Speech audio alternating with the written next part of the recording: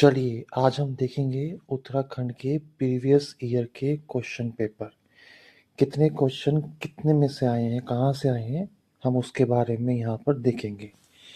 देखिए, यूकेपीएससी का जो पेपर हुआ था पिछले साल जून-जुलाई में, तो ये जानना बहुत ज़रूरी है कि कितने क्वेश्चन किस सब्जेक्ट से आए हैं। एग्जाम्पल के तौर पर हिस्ट्री के करीबन 16 क्वेश्चन आए हैं, ज्योग्राफी इन्वायरमेंट के करीबन 20 क्वेश्चंस, इंडियन पॉलिटी के 12 क्वेश्चंस, इकोनॉमी के 5 क्वेश्चंस, जनरल साइंस के 13 क्वेश्चंस आए हैं, करंट अफेयर के 23 एंड कंप्यूटर के 5 questions and the last Uttarakhand special around 56 questions. जैसा कि नोटिफिकेशन में भी लिखा था कि करीबन 1/3 क्वेश्चन ये देंगे यू उत्तराखंड स्पेशल से। तो अब हम देख सकते हैं कि उत्तराखंड स्पेशल के 56 क्वेश्चंस आए हैं। यहाँ पे पैटर्न देखने को मिलता है कि सबसे ज़्यादा क्वेश्चन उत्तराखंड के, उसके पीछे आप देखेंगे तो मैक्सिमम रेशियो आ रहा है करंट अफेयर का, करीबन 23 क्वेश्चंस, और यहाँ हो गए थे 56। अब इसके पीछे देखेंगे आप तो आपका ज्योग्राफी इन्वायरमेंट अराउंड 20 क्वेश्चंस। तो अगर आप इसको भी एस्टिमेट लगा लेंगे तो 43 यहाँ पर और 56 यहाँ पर, तो यानी कि 100 क्वेश्चन तो सिर्फ और सिर्फ आपके 3 सब्जेक्ट से कवर हो रहे हैं। जो आपके 150 क्वेश्चन अगर आप हैं तो आपका 100 क्वेश्चन प्लस कर देते हैं तो ये वेल सिक्योर आपका स्कोर होगा। तो सबसे इम्पोर्टेंस किस सब्जेक्ट को देनी है, इससे ये साफ शो होता है। मैं इस पीडीएफ में आपको वो 56 क्वेश्चंस कौन से हैं और कौन से टॉपिक से आए हैं उत्तराखंड के। सपोज करो सेंसस एक टॉपिक है जहाँ से 2 क्वेश्चंस आए हैं, इंडस्ट्री से भी क्वेश्चंस आए हैं, रिवर्स, हिमालयाज। तो आपको पर्टिकुलर वो चैप्टर्स पढ़ने हैं और यहाँ से वो आइडिया लेना है कि कौन से क्वेश्चंस कहाँ से आए हैं। तो इस पीडीएफ में मैंने वो क्वेश्चंस भी दिखाए हैं, 150 में से 150 में से आपके वो 56 क्वेश्चन छाटे हैं। और फिर हम उनको देखेंगे कि इनका रियल आंसर क्या है, क्योंकि ये हेल्प करेगा आपको जानने में कि डेप्थ कितनी रखनी है किसी सब्जेक्ट को ख़त्म करने में। ठीक है ना? तो यहाँ पर उनका सॉल्यूशन भी आपको मिलेगा और पैटर्न का पता भी चलेगा। तो मैं इस वीडियो को शुरू करता हूँ। मेरा नाम है परीक्षित सिंह और आप देख रहे हैं GK with the current affairs. Let's start. ये आपका क्वेश्चन नंबर 14 है। मेरे हिसाब से नंबर 1 होगा क्योंकि मैं नंबर कम से दे रहा हूँ। वैसे पेपर के अनुसार ये 14 नंबर पे आएगा। देखिए, यहाँ पे 2 स्टेटमेंट दे रखे हैं। पहला कहता है कि जो राज्य का जलवायु परिवर्तन परिषद है उसकी स्थापना 2011 में हुई थी। तो ये बिल्कुल सही है। तो जब मैंने पूरा पेपर देखा तो एहसास हुआ कि 3-4 बॉडीज के नाम आए हुए हैं और पहले स्टेटमेंट में उनका ईयर ही पूछा गया है। तो इसका मतलब क्या है कि जब आप पढ़ेंगे उत्तराखंड तो कोई भी बॉडी आती है उत्तराखंड की तो आप उसका ईयर जरूर याद रखें। तो ये बिल्कुल सही बात है कि राज्य जलवायु परिवर्तन परिषद की स्थापना 2011 में हुई थी। दूसरा स्टेटमेंट ये कहता है कि उत्तराखंड जलवायु परिवर्तन कार्य योजना बनाने का उत्तरदायित्व राजस्व विभाग को दिया गया है। गलत। रिवेन्यू डिपार्टमेंट क्या करेगा जब मामला किस चीज का है, जलवायु परिवर्तन का है। तो ये बात दी गई थी रिस्पॉन्सिबिलिटी किसको, फॉरेस्ट डिपार्टमेंट को। देखिए यहाँ पे लिखा हुआ है कथन पहला सही है। 19 जनवरी 2011 का उसको गठन हुआ था। इसकी अध्यक्षता कौन करते हैं ये बात रखिएगा, सीएम करते हैं। दूसरा ये कह रहा है कि ये राजस्व विभाग की जिम्मेदारी नहीं है, जबकि किसकी जिम्मेदारी है, फॉरेस्ट एंड एनवायरनमेंट डिपार्टमेंट की। तो यहाँ से हमें जो पता चलता है कि आपको ईयर्स याद रखने हैं और उनकी रिस्पॉन्सिबिलिटी किसकी बनेगी वो भी याद रखने हैं। और ये क्वेश्चन यूके के क्लाइमेट वाले पोर्शन से आया हुआ है। चलिए नेक्स्ट क्वेश्चन पे देखते हैं क्या लिखा हुआ है। अब देखिए बड़ा बेसिक क्वेश्चन है, ये बड़ा आसान। इसने पूछा गया है उत्तराखंड के निम्नलिखित में से किस जनपद में सर्वाधिक कृषि भूमि है। तो यानी कि ये यूके के एग्रीकल्चर वाले हिस्से से है। देखिए ये यूके का मैप है, आप जानते हैं कितने ज़िले हैं। ये आपका हरिद्वार है, ये देहरादून है। ये जो इलाका है देखिए, ये वो इलाका है जो समतल मैदानों के अंदर काउंट होता है। यहाँ पर शिवालिक पहाड़ियाँ आ जाती हैं, फिर उससे ऊपर मिडिल हिमालयाज, जैसे हिमालयाज आ जाते हैं, फिर ग्रेट हिमालयाज आ जाते हैं। तो ये क्रम भी क्वेश्चन में आप देखेंगे कि साउथ टू नॉर्थ जब जाएंगे तो शिवालिक, लेसर और मिडिल हिमालयाज, लघु हिमालयाज, फिर great Himalayas, then trans Himalayas आते हैं। एक क्वेश्चन में इनका क्रम भी पूछा गया है। तो सिंपल सी बात है, जहाँ पर आप समतल मैदान देखेंगे तो मतलब क्या है कि वहीं कृषि भूमि सर्वाधिक देखने को मिलेगी। तो यहाँ इन्होंने क्वेश्चन ये पूछा, किस जनपद में सर्वाधिक कृषि भूमि है। तो आपके ऑप्शन थे हरिद्वार, देहरादून, उधम सिंह नगर और नैनीताल। तो करेक्ट आंसर बनता है इसमें उधम सिंह नगर। इसे उत्तराखंड का चावल का कटोरा भी कहते हैं और सर्वाधिक शुद्ध बोया क्षेत्र भी आपको यहीं मिलेगा।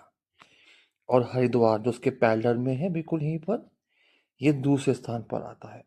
तो ये आपके क्वेश्चन कहाँ कवर हो रहा है, यूके के एग्रीकल्चर वाले पोर्शन से, जो इजी है, भारी बिल्कुल भी नहीं है। चलिए आगे बढ़ते हैं। देखिए अगला क्वेश्चन जो लिखा हुआ है, जैसा मैंने को बताया था कि पहाड़ी नीचे सबसे नीचे वाली कौन सी होती है, शिवालिक, देन लेसर, देन उसके बाद ग्रेट हिमालयास। यहाँ पे पूछा गया है कि जो MBT है यानी कि main boundary thrust and MCT है यानी कि मेन सेंट्रल थ्रस्ट, इसके मध्य क्या स्थित है। तो आप देख सकते हैं MBT यहाँ पर है और MCT यहाँ पर है। तो इसके मध्य क्या स्थित है, लेसर हिमालयाज, जिसे हम लघु हिमालयाज हिंदी में कह सकते हैं। तो ये बड़ा ही ईजी है। ये उत्तराखंड का मैप मैं ऐसे बनाऊं तो यहाँ पे आपके उधम सिंह नगर, हरिद्वार, देहरादून बनेंगे, ऊपर आपके रुद्रप्रयाग, अल्मोड़ा, नैनीताल बनेंगे। तो इसमें कुछ ऐसा नहीं है साइंस की जो आप नहीं समझ पाएंगे। और क्वेश्चन ही बड़ा बेसिक था कि MBT और MCT ये रेखाएं जो अलग करती हैं हिमालयाज को, किसके बीच में क्या स्थित है। तो ये क्वेश्चन भी आपका कवर हो जाता है। क्वेश्चन नंबर 4 पे आते हैं। देखिए जो नीचे क्वेश्चंस लिखे हुए हैं ये आपके लिए क्यूज है, जिसका आंसर आप कमेंट्स में देंगे कि क्या होगा। चलिए क्वेश्चन नंबर 4 पे आते हैं। अब देखिएगा यहाँ पर हमने अभी देखा था कि यूके के एग्रीकल्चर वाले पोर्शन से क्वेश्चन पूछा गया था। उसी में होता है एनिमल हस्बेंड्री यानी कि पशुपालन संबंधी बातें। तो बड़ा बेसिक क्वेश्चन था, कहते थे कि पशुपालन के बारे में है, विचार करना है और सही उत्तर आपको चूज करना है। तो पहला पॉइंट कहता है कृषि के अलावा जो पशुपालन है वो एक अनुपूरक व्यवसाय यानी कि अल्टरनेटिव वे में हम उसे यूज करते हैं। सही बात है, आजकल कृषि के साथ साथ पशुपालन भी चलता है, तभी तो पालन पोषण हो पाता है घर का। और खासकर पहाड़ी इलाकों में तो ये बड़ा फेमस है। दूसरा कहता है कि पर्वतीय क्षेत्रों में पर्यावरणीय क्षरण यानी कि इन्वायरमेंटल डिग्रेडेशन से भेड़ पालन प्रभावित हुआ है। तो सिंपल सी बात है भाई, अगर इनको चारा नहीं मिलेगा तो ये कहाँ से पल पाएंगे। तो ये सेंटेंस भी बिल्कुल सही है। तो यानी कि पहला एंड दूसरा ऑप्शन दोनों ही सही है।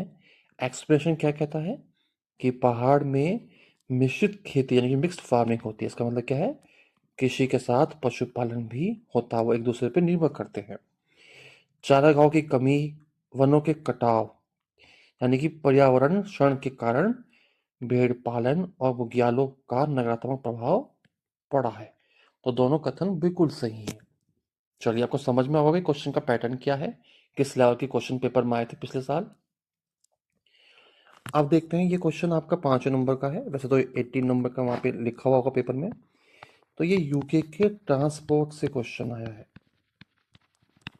आमतौर पर आपसे नेशनल हाईवे पूछ सकते हैं, कौन सा नेशनल हाईवे 107 कहाँ से गुजर रहा है, 107A कहाँ से गुजर रहा है, कौन सा एयरपोर्ट कहाँ पर है, ये आपसे पूछ सकते हैं। इस क्वेश्चन में हमने देखा कि हमसे पूछा गया है एयरपोर्ट्स, कौन सा एयरपोर्ट किस जनपद पर स्थित है, आपको ये बताना है। तो ये यूके ट्रांसपोर्ट का क्वेश्चन है। आपको कुछ दिनों में ये चैप्टर भी मिलेगा, उसकी PDF भी मिलेगी। लेकिन जहां आप यहाँ एयरपोर्ट्स के नाम पढ़ रहे हैं तो वो पढ़ते चलिएगा। तो इनमें से जो सही नहीं है वो आपको बताना था। तो उसमें सही देखिए कौन सा नहीं है, गोचर वाला। गोचर वाला रुद्रप्रयाग में नहीं है, ये आपका चमोली में है। तो देख लेते हैं, देखिए नैनी सैनी है पिथौरागढ़ में। कहाँ पर है ये? पिथौरागढ़ में। कौन सा है? नैनी सैनी। सिंपल सा कोई ट्रिक बना के माइंड में रखिएगा। सपोज करें नैना पे पत्थर मार दिए हैं तो आपको इस ट्रिक से भी याद हो सकता है, कोई भारी काम नहीं है। चलिए जी, हमारा नैनी सैनी वाला सही हो गया। चिन्याली सोड़, ये कहाँ पर है आपका? उत्तरकाशी में। देखो उत्तर नहीं दे रही है, चीची की जा रही है, तो आप इस ट्रिक से भी दिमाग में डाल सकते हैं। पंतनगर, ये कहाँ पर है आपका? उधम सिंह नगर। जो ये बॉटम पे यहाँ पड़ता है वो कौन सा नगर है आपका? उधम सिंह नगर। और यहाँ पे कौन सा वो है एयरपोर्ट? पंतनगर। चलिए, ट्रिक जरूर बनाइएगा। देखिए कुछ देर तो आपको याद रहेगा, लेकिन बिना ट्रिक के आप याद करेंगे तो आप कुछ समय बाद जरूर भूल जाएंगे। तो जैसे मैंने ट्रिक बना के बताया, पिथौरागढ़ में पत्थर और नैना पे लग गए हैं, तो कुछ इस तरीके से माइंड में रखिएगा। उत्तर नहीं आता है, चींची करती रहती है, ऐसे कुछ याद रखिएगा। गोचर कहाँ पर है? चमोली में। देखिए गो चढ़ने गई है चमेली का तेल लगाकर, तो कुछ ऐसे माइंड में जरूर डालेगा जिससे वो क्लिक हो जाए। तो आपको 3-4 एयरपोर्ट यहीं से याद हो गए हैं। चलिए, सही आंसर को मैंने बता ही दिया था। नेक्स्ट क्वेश्चन पे आते हैं। अब देखिए ये आया है उत्तराखंड का एक चैप्टर होता है जहाँ आप पढ़ेंगे national park, wild life sanctuary, world heritage site. इन तीनों से क्वेश्चन आया जब आप आगे पढ़ेंगे। और ये क्वेश्चन है उत्तराखंड की वाइल्ड लाइफ सेंचुरी संबंधी। तो आपको 4 यहाँ पर दे रखे हैं वाइल्ड लाइफ सेंचुरी। आपसे पूछा गया है उनका जनपद पे आपको मैच करना है। तो देखिए एक था अस्कोट, ये कहाँ पर स्थित है? बिनसार कहाँ पर स्थित है? गोविंद कहाँ पर स्थित है? और लास्ट है नंधौर कहाँ पर स्थित है? तो देखते हैं। देखिए अस्कोट जो है वो आपका स्थित है पिथौरागढ़ में। और यहाँ सर्वाधिक क्या मिलते हैं? कस्तूरी मर्ग मिलते हैं। तो ये भी इंपॉर्टेंट लाइन है, याद रखिएगा। तब कैसा सकते हो? देखो पत्थर मारा था लेकिन कोट पहन रखा है, कुछ असर नहीं पड़ा। तो असर कोट दिमाग में रखेंगे, पत्थर मार रहे थे। बिनसार कहाँ पड़ता है? देखिए अल्मोड़ा में। उसको कुछ ऐसा मोड़ा कि बिना सिर के हो गया। ये भी बड़ी आसानी से याद हो जाएगा। अगला देखते हैं गोविंद। गोविंद कहाँ है? उत्तरकाशी। यानी उत्तर नहीं आया था तो कौन सा भगवान याद आया? गोविंद। तो वहां उत्तर नहीं था, वो चीची कर रही थी। यहाँ उत्तर नहीं हुआ तो गोविंद याद आया। और लास्ट में क्या है? नंधौर। कहाँ पर स्थित है ये? नैनीताल और आपकी चंपावत की सीमा पर स्थित है। यदि आप मैप देखेंगे तो दिस इज चंपावत। ठीक है ना? तो यहाँ पे सीमा पर ये स्थित है, नैनीताल और चंपावत की सीमा पर। कौन सा स्थित है? नंधौर। तो नैना धोने गई थी नैनीताल झील में, तो आप उसको इस तरीके से भी याद रख सकते हैं। तो ये 6 के 6 क्वेश्चन आपको इजी लगे होंगे जरूर। ये इजी है भी, पर ये जरूर है कि आप ट्रिक से याद रखें तो पेपर बड़ा आसान होगा। जब आपके 55 क्वेश्चन 56 क्वेश्चन सही हो गए तो आपने 2/3 क्वेश्चन को फतेह कर लिया है 90 to 100 पहुंचने के लिए। चलिए अगला देखते हैं। देखिए ये क्वेश्चन भी आपके यूके क्लाइमेट से आया हुआ है, भारी बिल्कुल नहीं है, ध्यान से देखिएगा। क्लाइमेट के ऊपर 3-4 क्वेश्चन आए हैं जो बड़े बेसिक हैं। उत्तराखंड जलवायु परिवर्तन के प्रभावों के प्रति अत्यधिक संवेदनशील है। तो बिल्कुल नॉर्मल सेंस है भाई, जैसा भी क्लाइमेट चेंज होता है तो वहाँ लैंडस्लाइड्स भी हो सकती हैं, सूखा भी हो सकता है, बाढ़ भी हो सकती है। तो ये लाइन बिल्कुल सही है। उत्तराखंड में जलवायु परिवर्तन के कारण जल संकट उत्पन्न हो रहा है और जैव विविधता का ह्रास हो रहा है। तो ये लाइन भी बिल्कुल सही है। तो उसका एक्सप्लेनेशन नीचे लिखा हुआ है। दोनों स्टेटमेंट सही हैं, तो सी ऑप्शन होता है। हिमालय राज्य होने के कारण ग्लोबल वार्मिंग का सीधा असर ग्लेशियर्स और नदियों पर पड़ रहा है। चलिए, वर्षा का पैटर्न बदलने से प्राकृतिक जल स्रोत यानी कि सोर्सेज जो हैं, जो नाल धाराएं हैं, सूख रहे हैं और प्रजातियों का पलायन हो रहा है, यानी कि जैव विविधता भी खतरे में आ रही है। चलिए अगला देखते हैं। चलिए क्वेश्चन बताइएगा आप कमेंट में। हिमालय बचाओ देश बचाओ का नारा इन चारों पर्सनैलिटी में से किसने दिया है? चलिए, जिसने जो ये बताएगा मैं उसको पीडीएफ बिल्कुल फ्री दूंगा। ठीक है ना? मुझे आंसर कमेंट में जरूर लिख के बताइएगा। चलिए अगला क्वेश्चन देखिएगा। अब ये यूपी के चैप्टर है ट्राइब्स यानी कि आदिवासियों के बारे में। जानते हैं बहुत सी ट्राइब्स होती है जिसमें एक नाम होता है आपका राजी, जौनसारी, बुक्सा, बहुत सी प्रजातियां रहती हैं और बहुत इंपॉर्टेंट चैप्टर भी है। तो यहाँ पर दो कथन दे रखे हैं, लिखा है वन रावत। तो वन रावत एक्चुअली में राजी जनजाति के बारे में कहा गया है कि ये पिथौरागढ़ जनपद के निवासी हैं। तो ये बिल्कुल सही लाइन है। आपके उत्तराखंड में इस साइड क्या है, पिथौरागढ़, यह है चमोली और ये क्या है, उत्तर काशी। तो पिथौरागढ़ में किसकी संख्या ज्यादा मिलेगी आपको, राजी नाम की जनजाति की। तो पहला सेंटेंस बिल्कुल सही है। दूसरा क्या कहता है, ये जो वन रावत है यानी कि राजी जनजाति है, वन विभाग द्वारा प्रतिबंधित किए जाने तक ये स्थानांतरणशील कृषि करती थी, यानी कि जब तक इन पे रोक नहीं लगी ये शिफ्टिंग कल्टीवेशन किया करते थे। तो ये बिल्कुल सही बात है, इसमें कोई दो राय नहीं है। तो दोनों सेंटेंस सही हैं। इसमें हमें और क्या देखना है, देखिए मैंने यहाँ पे लिखा हुआ है कि ये झूम खेती किया करते थे तो उसे हम किस नाम से बुलाते थे, ये कातिल और खीम। तो आपसे पेपर में अगली बार पूछ सकते हैं खीम विधि क्या है। तो ये शिफ्टिंग कल्टीवेशन है, यानी कि एक तरह की झूम खेती है जो मुख्यतः कौन कर रहे हैं, राजी लोग। और ये कहाँ मिलते हैं, आपके पिथौरागढ़ में। आई होप आपको समझ में आ गया होगा। हम अपने नेक्स्ट क्वेश्चन की ओर मूव करते हैं। चलिए देखिए, आपने मैंने पहले बताया था कि आपके उत्तराखंड के national park, wild life century और आपके वर्ल्ड हेरिटेज साइट से क्वेश्चन आए हैं। वाइल्ड लाइफ सेंचुरी हमने पढ़ ली थी, आई होप सबको नाम याद हो, जैसे कि अस्कोट, बिना कोट के पिथौरागढ़ इसका आंसर था।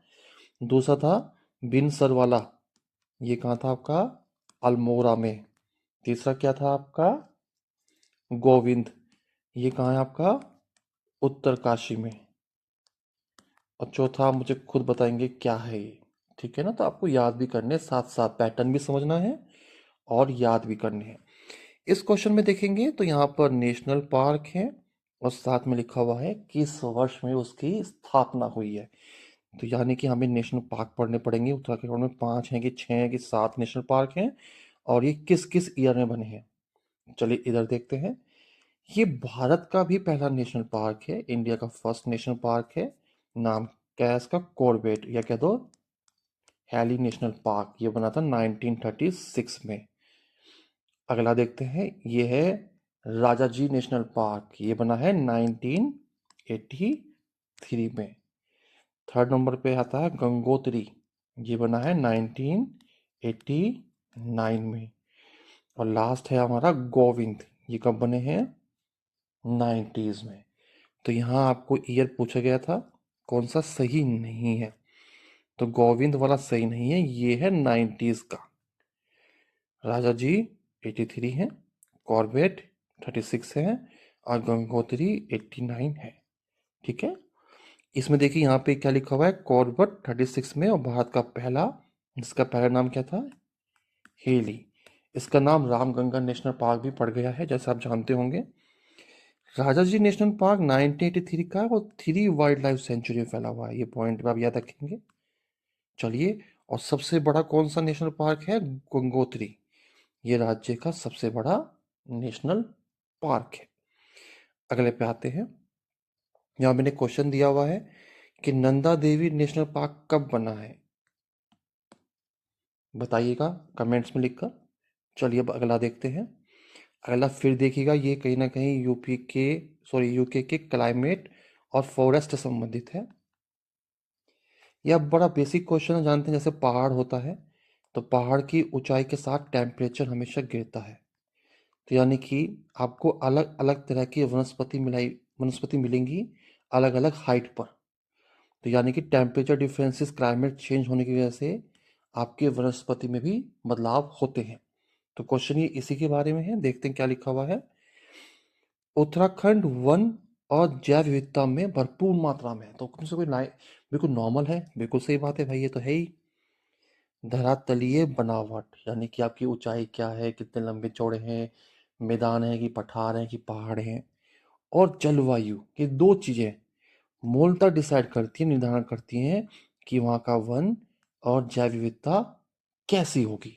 तो बिल्कुल सही बात है। देखिए, जैव विविधता जैसे और वन का प्रकार कि चीड़ वन है, देवदार वन है, ये किस पर डिपेंड कर रहे हैं? जलवायु पर, यानी कि कितनी धरातलीय ऊंचाई है, बनावट कैसी है, ये सब पॉइंट्स है। तो यानी कि दोनों लाइन बिल्कुल सही है, इसमें कोई डाउट नहीं है। और ये बिल्कुल नॉर्मल क्वेश्चन है, कोई फैक्ट्स से भरा क्वेश्चन नहीं है, सीधी नॉलेज का है। चलिए, तो यहाँ लिखा हुआ है ऊंचाई के साथ जलवायु बदलती है, उपोष्ण से लेकर अल्पाइन तक जाते हैं, और धरातलीय बनावट और जलवायु विविध प्रकार के वनों को जन्म देती है, जैसे क्या? चीड़, बांज, देवदार और बुग्याल जैसे वन आपको देखने को मिलते हैं। अगले क्वेश्चंस पे आते हैं। अब देखिए, ये क्वेश्चन आया हुआ है यूके के रिवर्स के बारे में।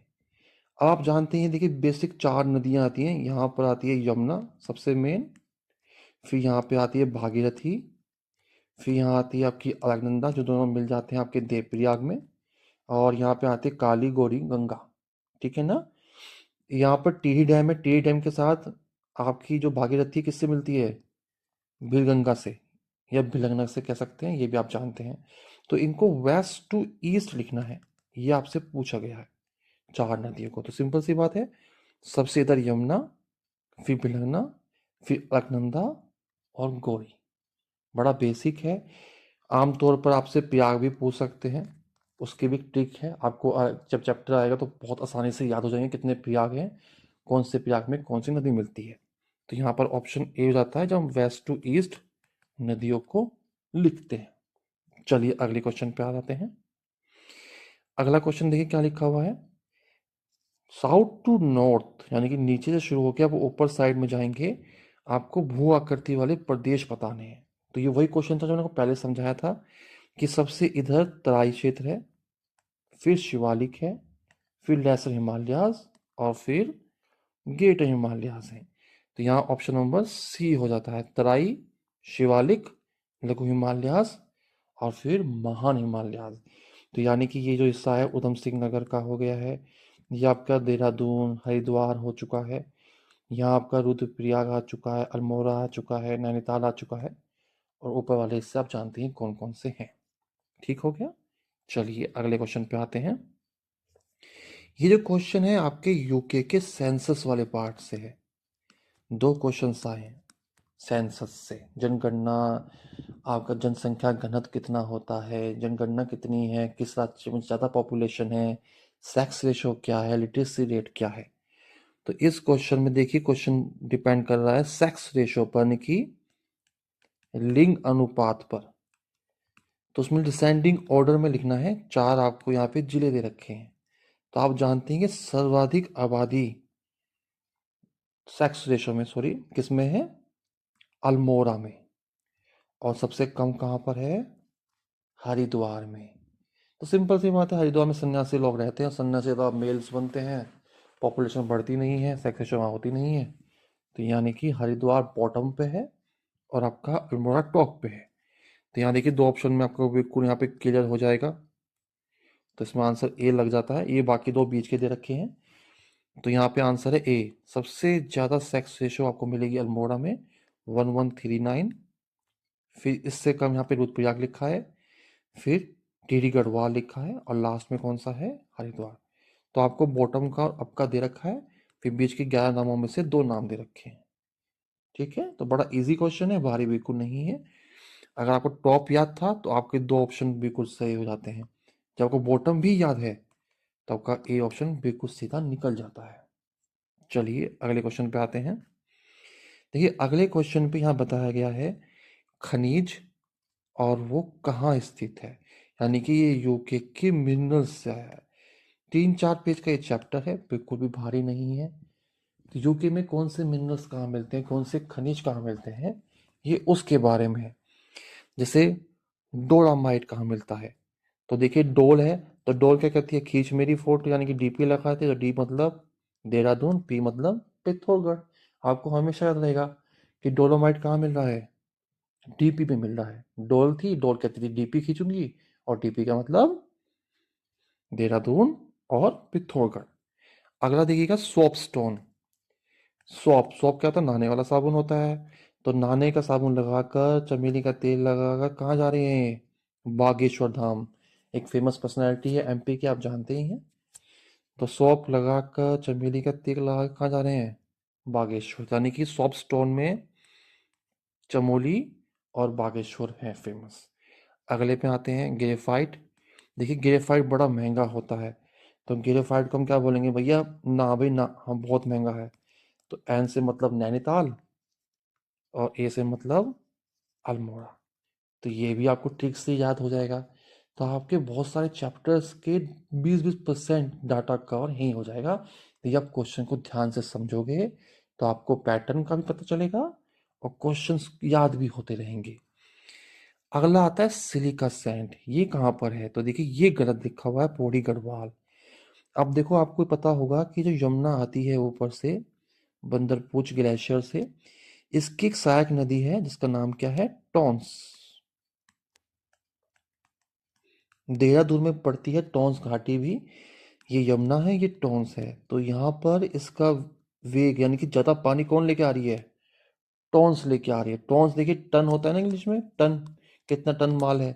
तो ये एस मतलब सिलिका लेके आ रही है टन भर भर के। तो ये कहाँ लेके आ रही है? देहरादून में, क्योंकि देहरादून में ये मिलते हैं। तो इसका आंसर देखिए क्या है? सिलिका सैंड सर्वाधिक कहाँ है? तो इसके ऊपर उत्तरकाशी होता है, यह देहरादून है। तो ये उत्तरकाशी और देहरादून में मिलती है। देहरादून में कौन सी घाटी है? टॉन्स घाटी। तो जहाँ भी सैंड के बारे में आएगा, सिलिका सैंड कौन लेके आ रहा है? टॉन्स नदी लेके आ रही है। तो टॉन्स का जो एस है वो सैंड के बारे में बता रहा है, टन भर के लेके आ रही है।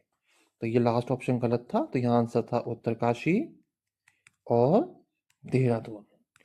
आई होप आपको चारों स्टेटमेंट भी समझ में आ गए होंगे किस तरीके से आपको याद करने हैं। चलिए जी, मैं अगले क्वेश्चन पे आता हूँ। अब देखिए ये है यूके का करंट अफेयर का क्वेश्चन, या कह दो कोई प्रोजेक्ट या कोई स्कीम चली हो। यहाँ पे देखने वाली बात ये आई है, इसका करंट अफेयर का मतलब क्या क्या है। देखिए बहुत ही इंपॉर्टेंट है। जब आप करंट अफेयर पढ़ें उत्तराखंड का, तो निम्न बातों पे ध्यान रखें कि इसने सबमिट पूछी मुझसे। जब आगे आने वाले क्वेश्चन में देखेंगे, सबमिट पुरानी भी हो सकती है। पुरानी मतलब 2000, 2005 की, 10 की और 2025 की पूछी गई। तो यानी कि करंट अफेयर 1 साल का नहीं, उससे पहले कोई भी सबमिट बड़ी फेमस हुई है वो पूछ रहा है आपसे। रैंकिंग, जैसे सस्टेनेबल डेवलपमेंट गोल में उत्तराखंड ने कितना स्कोर किया, फूड सेफ्टी इंडेक्स में कितना स्कोर किया, यानी कि किस किस रिपोर्ट में उत्तराखंड को क्या नंबर मिले हैं, ये आपसे पूछ रहा है। तो आप क्वेश्चन के पैटर्न को समझिएगा कि ये क्वेश्चंस कहाँ से निकाल के दे रहा है। यहाँ पे देखिएगा ये एक योजना थी, मोबाइल ई न्यायालय परियोजना, जिसमें क्या है देखिए वैन है। आपको यहाँ वैन दिखाई दे रही होगी जहाँ पे कंप्यूटर भी है, प्रिंटर भी है, इंटरनेट की सुविधा भी है। तो ये लोगों के द्वार जाके न्याय विशेषता न्याय पहुंचाती थी। तो ये लाइन बिल्कुल सही है। तो ये न्याय विशेष रूप से दूरस्थ क्षेत्रों में रहने वाले लोगों के द्वार तक पहुंचाने के लिए बनाई गई थी। तो ये दोनों लाइन बिल्कुल सही है। तो आंसर फर्स्ट एंड सेकंड। तो यहाँ तो ये बड़ा बेसिक कॉन्सेप्ट पूछा ना, कोई फैक्ट्स पूछा, बिल्कुल डिटेल्स में था। आम लोग बिल्कुल समझ पा रहे थे कि हाँ दोनों मैचिंग सही होंगे, दोनों ऑप्शन सही होंगे। लेकिन आपको ये भी पॉइंट याद रखना है कि स्कीम कब चलाई गई थी? 15 अगस्त 2022 को चलाई गई थी। और ये देश का पहला राज्य था ये करने वाला। तो ये 2 पॉइंट याद रखिएगा। तीसरा पॉइंट क्या है? शुरुआत कहाँ से हुई थी? तो चंपावत से हुई थी। तो ये फैक्ट्स आप याद रखिए, क्या पता आने वाले पेपर में आपसे ये फैक्ट्स पूछ ले। ठीक है ना? चलिए जी, अब मैंने यहाँ पे क्वेश्चन ही पूछा हुआ है कि उत्तराखंड उच्च न्यायालय कहाँ स्थित है, वर्तमान स्थिति क्या है उसकी? नैनीताल, हरिद्वार, देहरादून या हल्द्वानी? तो ये बड़े बेसिक क्वेश्चन से आपसे पूछ सकते हैं। इनका आंसर मुझे आप कमेंट्स में जरूर लिख के दीजिएगा। जो जो दे रहा है मैं 100% को पीडीएफ पूरी फ्री दूंगा। सारे क्वेश्चन इसमें लिखे हुए हैं विद आंसर। ठीक है? अगला क्या कहता है देखिए, जैसे ऊपर पीछे आया था ना, SCCC कब बना था? 2011 में। ऐसा ही मैंने कहा था जितनी बॉडीज है उनकी ईयत जो याद रखिएगा। तो एक पैटर्न समझ में आ रहा है। यह है उत्तराखंड मानव अधिकार आयोग, यानी कि UHRC, 2013 में अस्तित्व में आई। तो बिल्कुल सही बात है, 2013 में अस्तित्व में आई। एक होती है आपकी सेंटर में नेशन ह्यूमन राइट कमीशन, वो 1993 के एक्ट से बनी थी, याद है? तो यहाँ पर ये जो बॉडी बनी है कब बनी है? 2013 में बनी है, 13 मई को। तो ये सेंटेंस बिल्कुल सही है। इसका उद्देश्य क्या है कि शासन में अधिक जवाबदेही और पारदर्शिता लाना। तो सेकंड पॉइंट तो सबको पता है, ये बिल्कुल सही होगा। पर पहले में डाउट हो सकता है यदि आपको ईयर ना पता हो। तो ध्यान से जब भी आप उत्तराखंड स्पेशल पढ़ें तो जितनी भी बॉडीज आ रही हैं उनका आपकी ईयर जरूर याद रखने हैं। बाकी मैं आपको चैप्टर वाइज सब कराऊंगा भी, और सबकी पीडीएफ भी अवेलेबल कराऊंगा, उसे पढ़ लीजिएगा, आपके फटाफट बेहतरीन नंबर आ जाएंगे। चलिए जी, तो यहाँ फर्स्ट एंड सेकंड दोनों स्टेटमेंट बिल्कुल सही हुए। ठीक है, चलिए अगले क्वेश्चन पे आते हैं।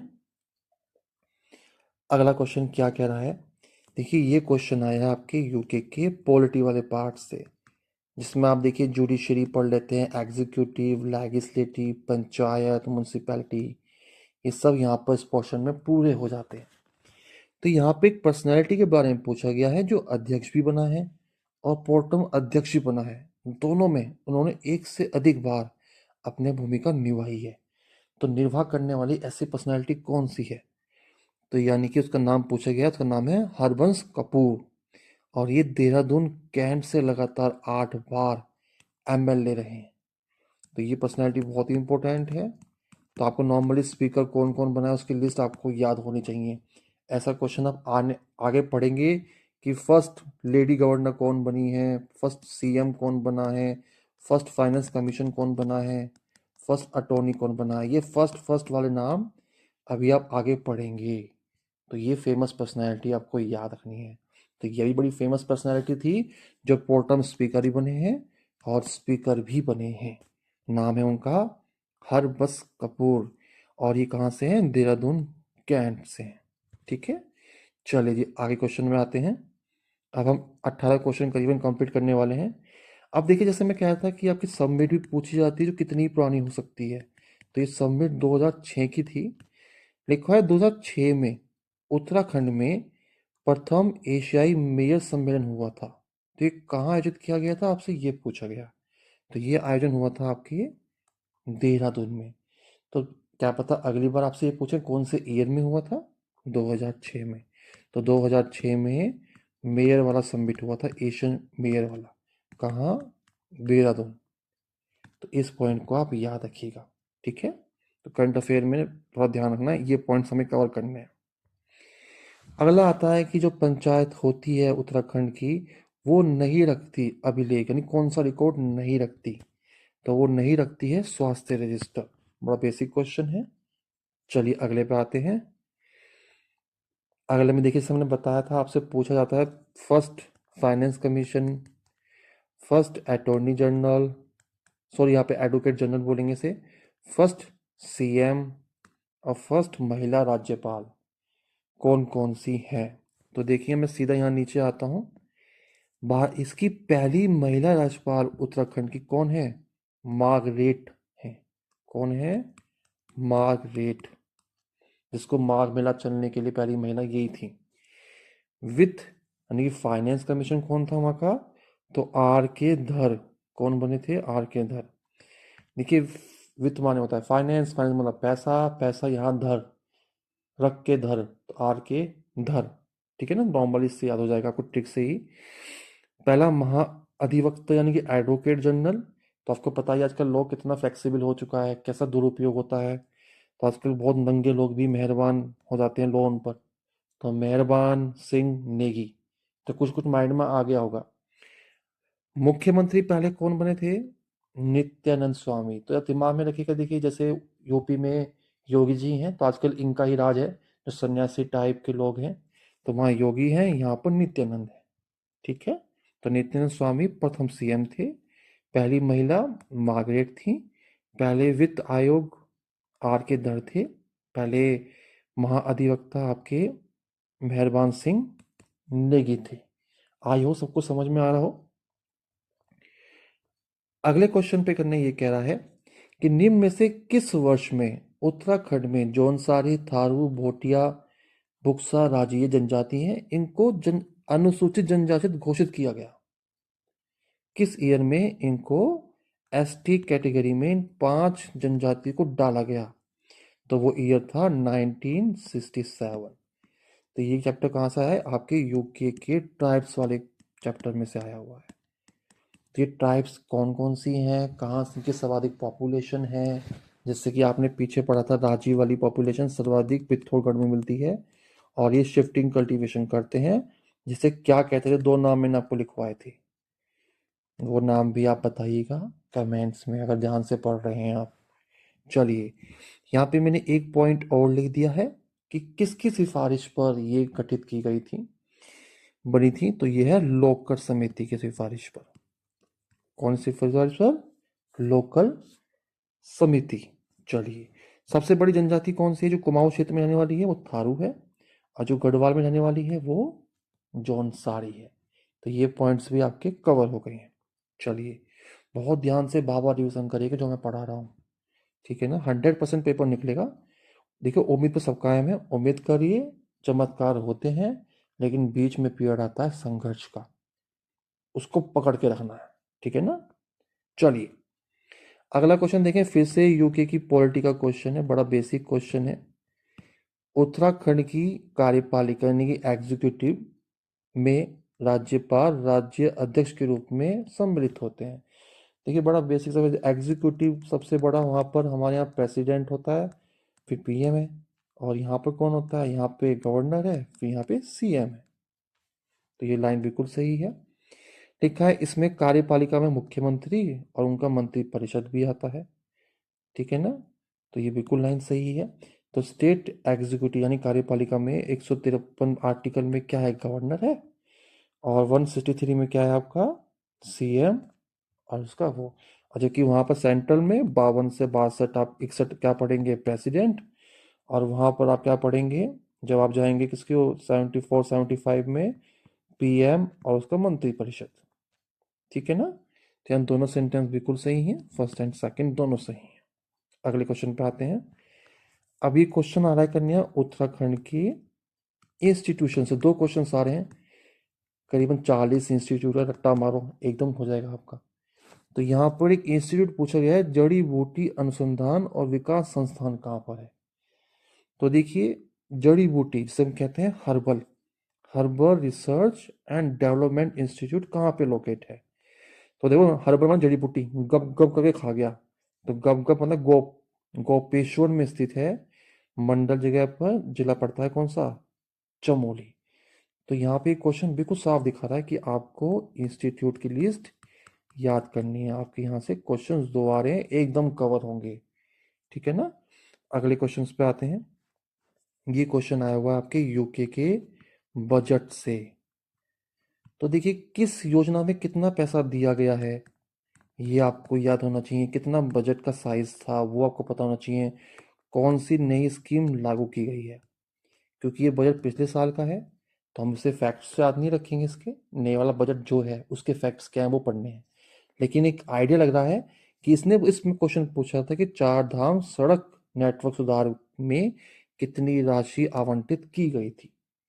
तो यानी किस में कितना पैसा दिया गया है बजट में, ये हमें बहुत ध्यान से पढ़ना है, ठीक है ना? चलिए, आपको समझ में आ गया होगा। चलिए, अगले क्वेश्चन पे आते हैं। देखिए, ये अगला क्वेश्चन आपके फिर से यूके के सेंसस पे आया है। सेंसस पे क्वेश्चन अभी पिछले पढ़ा था, सेक्स रेशो का आया था कि सर्वाधिक सेक्स रेशो किसकी है? अल्मोड़ा की। सबसे कम किसकी पाई गई थी? हरिद्वार की। और यहाँ पे भी करने क्वेश्चन आपके सेंसस के ऊपर है। लिखा है आपका यहाँ पर उत्तराखंड राज्य में नैनीताल का स्थान 30 नंबर पे है, ठीक है ना? पहले पे हरिद्वार है, दूसरे पे देहरादून है, तीसरे पे क्या नैनीताल है कि उधम सिंह नगर है? ये आप मुझे देख के बताएंगे खुद से। फिर लिखा हुआ है रुद्रप्रयाग की संख्या, जनसंख्या सबसे कम है। वेरी गुड, सही बात है। हमारा लिंग अनुपात 963 है, तो ये बिल्कुल सही बात है। हमारी सेक्स रेशियो कितनी है उत्तराखंड की? 963। और उसका घनत्व कितना है? 189, यानी कि पॉपुलेशन डेंसिटी। तो दोनों सेंटेंस बिल्कुल सही है। तो ध्यान रखिएगा, ये आपको पढ़ना है। हाईएस्ट पॉपुलेशन किसकी है, कितनी सेक्स रेशो है, कितनी हमारी पॉपुलेशन डेंसिटी है, इनकी एग्जैक्ट वैल्यू पेपर में पूछी गई है, तो आपको भी इसकी एग्जैक्ट वैल्यू याद रखनी है, ठीक है ना। फिर से देखिए उत्तराखंड का बजट और इकोनॉमिक सर्वे से क्वेश्चन आया हुआ है। यहाँ पे सिंपल पूछा था ग्रॉस डोमेस्टिक प्रोडक्ट कितनी वृद्धि दर दिखा रही है उत्तराखंड की। तो सिंपल आप बजट में वैल्यू लिखी होती है, वो रट्टा मारनी है, काम आपका हो जाएगा। तो पिछले साल कितनी दिखाई थी 6.61। तो मैंने आपको 56 में से अराउंड 28 प्लस क्वेश्चन करा दिए हैं। बाकी पार्ट में अगली वीडियो में कराऊंगा, नहीं तो वीडियो का स्लाइड साइज बहुत बड़ा हो जाएगा, ठीक है ना, क्योंकि 40 मिनट्स ऑलरेडी हो चुके हैं। आपको ये कैसी लगी वीडियो मुझे कमेंट्स में ज़रूर बताइएगा, जो भी कमी है मैं सुधारने की पूरी कोशिश करूँगा, ठीक है। तब तक अपना ध्यान रखिएगा। जय हिंद, जय भारत।